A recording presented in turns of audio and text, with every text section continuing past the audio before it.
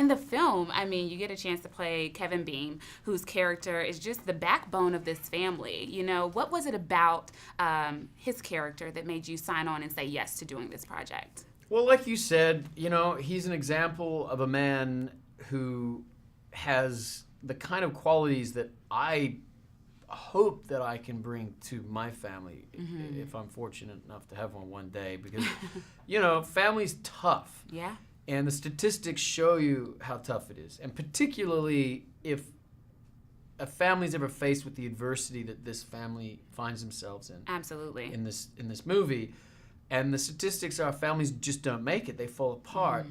And the fact that they didn't is a testament to that backbone, that strength, that support that he offered, and that unwavering sense of commitment that he was able to give to his family. And unfortunately, that's kind of rare. Yeah, it is. So to be asked to play that, and you know, I know that Patricia had a slew of actors that would have been able to play this role. So to be asked to play it was, I think it's a privilege and it's an honor, but it was also a responsibility to do service to the real life Kevin, you know. Absolutely. Who's obviously a great guy, and I mean, it feels. And just to be welcomed into their world. I got to go down there. I got to hang out with them. And you had some of your family with you. You had Sammy, Sammy, who played the family's dog in the film. So that was really, really cool for you. Yeah, he goes everywhere with me now. He's like, it's actually the second thing. I did a TV show once, and he had a scene in that as well.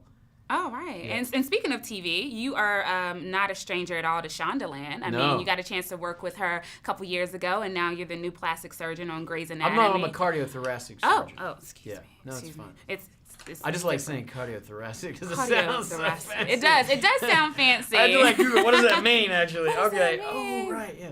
So how does it feel being a part of that brand? I mean, Grey's Anatomy is such a huge show. It's a privilege. Yeah. I mean, really, I liken it to being an actor in a show that's on Broadway. Yeah. And the house is packed, and you come on in the third act, and you know people are loving it.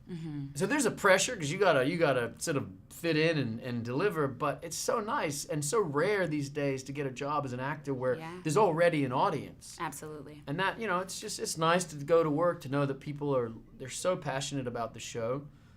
For better or worse, because some of them just want to hate my character because I'm like the new guy. Yeah, that's okay. You know, that's all it's good. hard being the new guy. Yeah, but it's kind of fun too, you know. And I love how Shonda's like, well, is he a good guy? Is he a bad guy? What's this checkered What's his history story? with What's Owen? his story? Yeah. What do you think about the career that you have ahead of you? Like, what do you want to do within the next 5 years? Because you seem so laid back and just chill.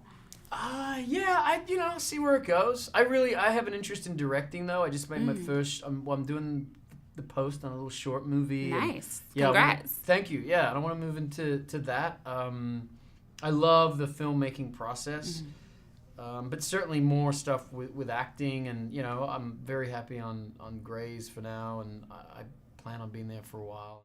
Variety recently recognized you as the #1 most influential Hispanic male in the world. I mean, no pressure, right? No pressure. What was it about Dr. Nurko that made you say, you know what, I'm going to sign on and I want to be a part of Miracles from Heaven? Well, first of all, the fact that as a Latino, this is one of these very few times that I can portray a character that is not a drug lord or a criminal or a narco or something like that. Yeah. It was very interesting to me to find out that this doctor is a real person, that he exists, and that he was born in Mexico, and after working a lot, nowadays he's working at the Boston Pediatric Children's Hospital, and he's probably the #1 in his field, so it was very surprising and inspiring too. Oh, yeah, for sure. I mean, I had my box of tissues. I cried the entire film. Loved what you did with it. But another congratulations is in order because you will be receiving your star on the Hollywood Walk of Fame on March 10th. Congratulations. Thank you very much. Can you just talk about that honor with us and what it means to you? Well, it means everything to me. I think that who hasn't dreamed about a star in the Hollywood Walk of Fame? Everyone is like, oh, how will it feel to have a star with your name here? Yes. I swear that I never, ever imagined that was going to happen to me. I swear. Wow. But thank God it's happening next Thursday. Yes. So I can die next day. Oh my goodness. Well, before you do, I mean, you're a triple threat. I mean, actor, director, producer. What is it that you want to do that you've not done yet? Well, I've been doing my entire career in Latin America and basically in Mexico. I just moved here a year and a half ago after my Me last too. movie called... Really? Yeah, from Where New York, New York City. Oh, great. Well, I came from Mexico, so it's another culture, another language. And it's getting hard. I mean, it's difficult to portray and to act in another language, but I'm getting there. It's hard, especially. My last movie, Instruction Not Included, changed my life, and now I moved here to the U.S. and I'm starting over my career. So it's like, it's weird because for some part of the population I'm well known, and for the other it's like, Right. who's this guy? Yeah. It's funny.